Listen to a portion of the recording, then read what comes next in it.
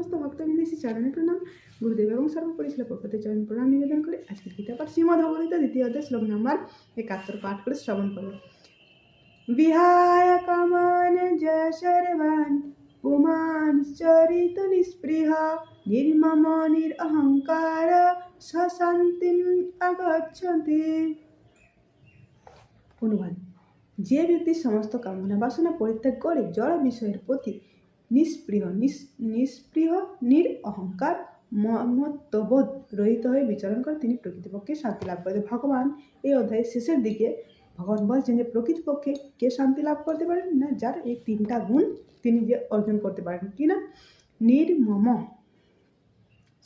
নিষ্পৃহ মানে কি? তার কোনো প্রকার আসক্তি থাকে না।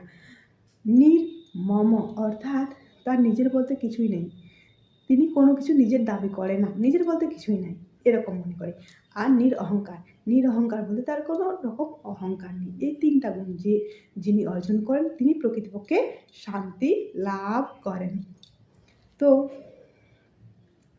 একটা ছোট জিনিস বলছি, দেখুন, একটা কলস, জলের কলস, যেটা মাটির পাত্রে কলস, সেই কলসে জল রাখলে সেই জল খুব ঠান্ডা থাকে।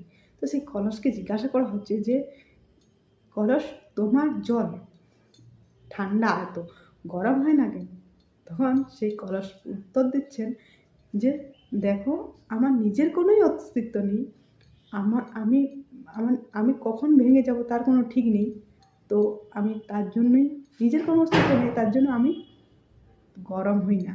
তো যার নিজের কোনো কিছু নেই সে কেন রাখবে, কেন অহংকার দেখাবে, কেন আসক্তি থাকবে, কেন নিজের বলে দাবি করবে যার কোনো কিছু নেই? তো সেই রকম যে ব্যক্তি এগুলোকে, এই তিনটা গুণ অর্জন করে তিনি প্রকৃতপক্ষে শান্তি লাভ করেন।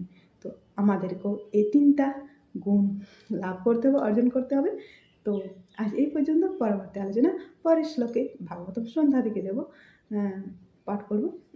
পড়ব। তো আজ এই পর্যন্ত। হরে কৃষ্ণ।